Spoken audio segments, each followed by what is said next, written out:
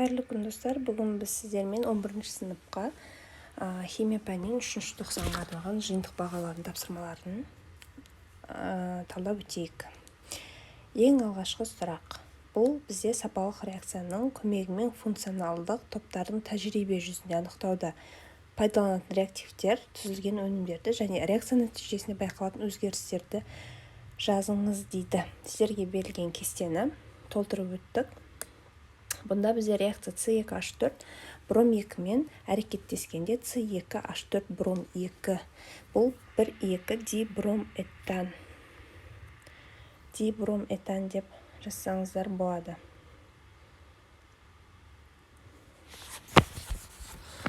Мұнда өнімнің аты дибром этан. Екіншісі С6H5OH пен бром 2 әрекеттескенде бізде трибром фенол. Трибром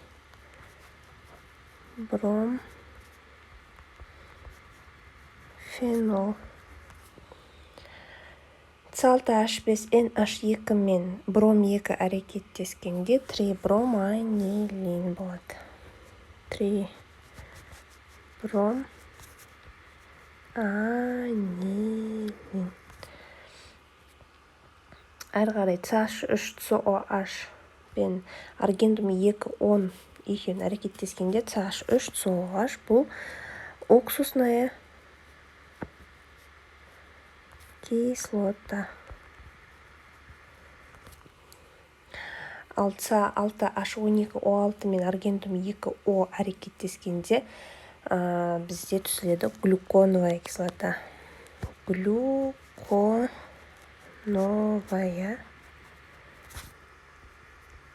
кислота. Глюкон қышқылы. Және соңғысы бізде эритритол меди болады.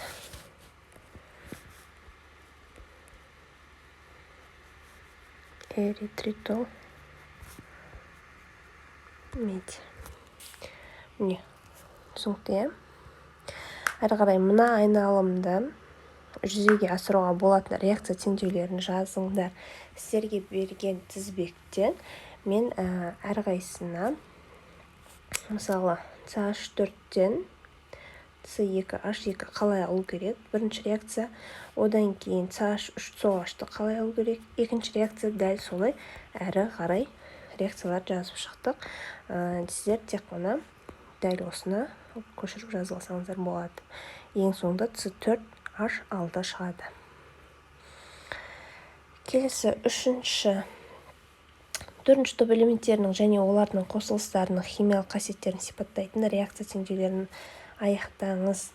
Сіздерге берілген реакция, оны мен былайынан аяқтап кеттім. Түсінікті? Осының барлығын жазылсаңыздар болады.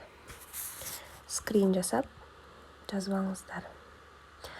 Төртінші топ элементтерінің тотығу дәрежесі мен қасиеттерінің өзгеруін көп нүктенің орнын толықтырып және бағдарша қою арқылы көрсетіңіз.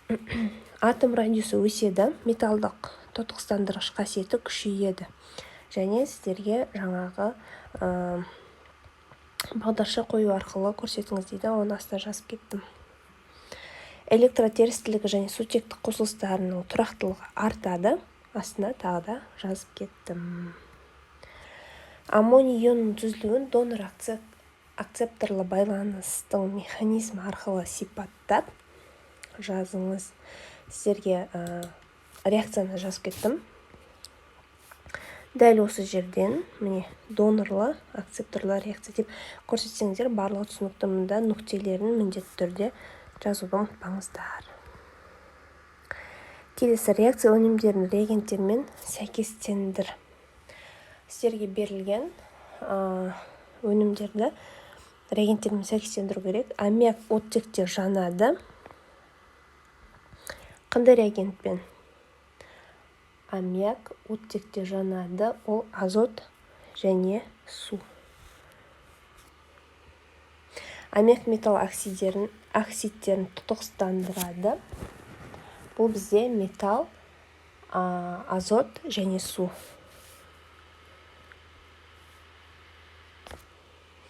аммиак қышқылдарымен әрекеттеседі, ол аммоний тұздары болады. Аммиак галогендермен бізде аммоний тұздары мен азот болады. Ең соңғысы. Және аммиак металдармен не болады? Нитриттер және сутек. Аммиак катализатор қатысында оттекпен азот монооксиді және су түзіледі. Түсінікті? Кеттік ары қарай. Азот оксидтерінің атмосфераға, табиғатқа әртүрлі экологиялық мәселелер туындатуда. Адам денсаулығына зиянды әсеріне бір мысал келтіріңіз. Адам тыныстағанда оның құрамындағы эногемоглобинмен бірігіп, ағзада оттектің жетіспеушілігі тудырады. Осыны мысал ретінде жазып кетіңіздер.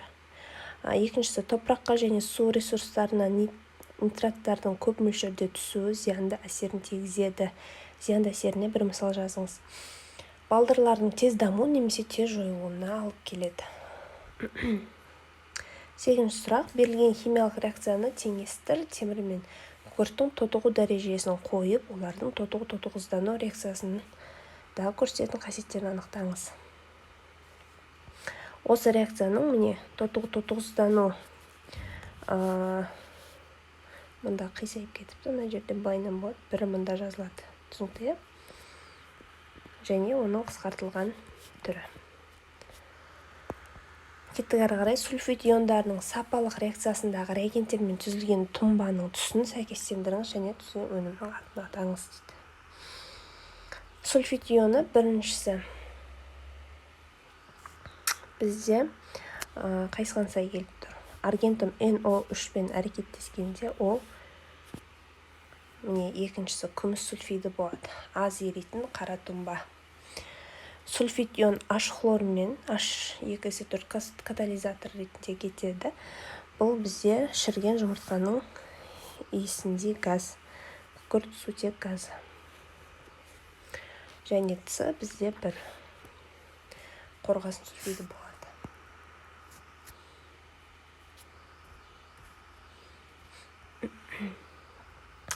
Көп нүктенің орнына қажетті сөздерді қойыңыздар дейді. Көп нүктенің орнын барлығын толықтырып шықтық. Жасыл түспен белгіледім. Мұнда берілген қажетті сөздерді қолдана отырып керек жерлерге қойып шықтық. Дәл осылайынан толтырып шықсаңыздар болады. 11-ші есеп. Сұрақ. Бізге есеп берілген 15% олеум дайындау үшін 250 грамм 60% күкірт қышқылына қанша күкірт оксидін қосатынымызды есептеңіз дейді. Бұл есептің толық шығарылу жолын мен бөлек видео ретінде салып кетейін. Мұнда қазір кішкене түсіндіріп кетейін. Олеумның формуласы бізде болады. SO3 бөлінген H2SO4.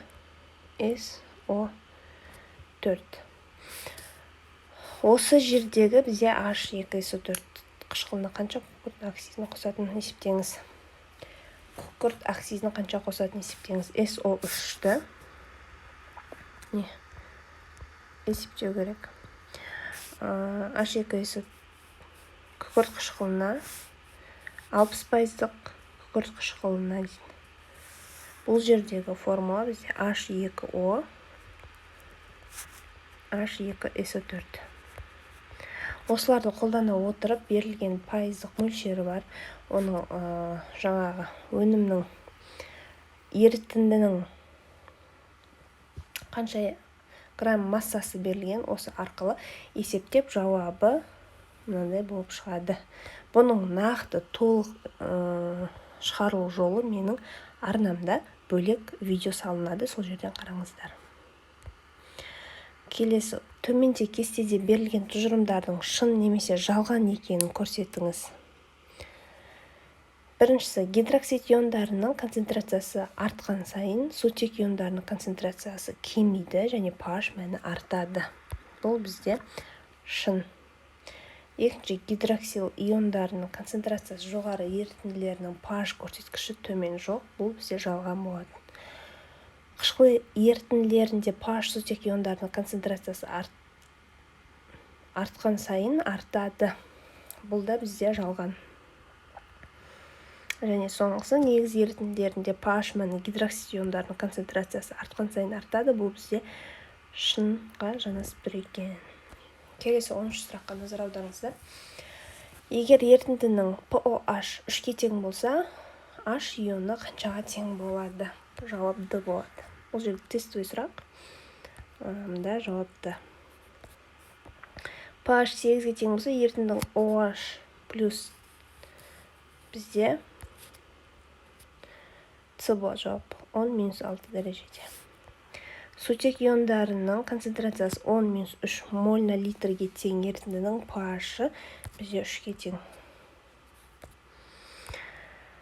Әрі қарай келесі заттардың сулы ерітінділерінің әмбебап индикаторына реакциясы қандай? Қышқылдық па, сілтілік пе, әлде бейтарап па, анықтап кестеге жазыңыздар дейді.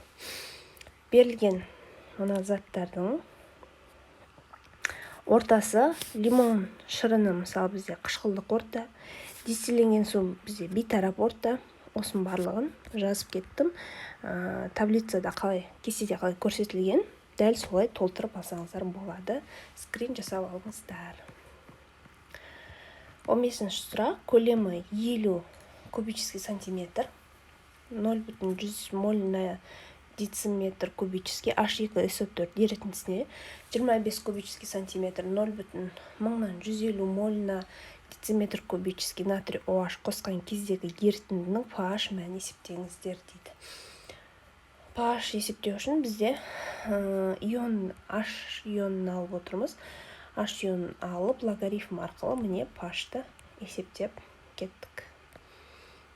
1,08 болады екен. Түсінікті. Осымен біздің 11-ші сыныпқа арналған жалпылама 3-ші тоқсанның барлық сұрақтарын қоса отырып талдап шықтық. Егер де сұрақтарыңыз болса, түсінбеген жерлеріңіз болса, комментарийға қалдырып сұрап кетсеңіздер болады. Сіздермен бірге болған химия онлайн арнасы. Қош сау болыңыздар.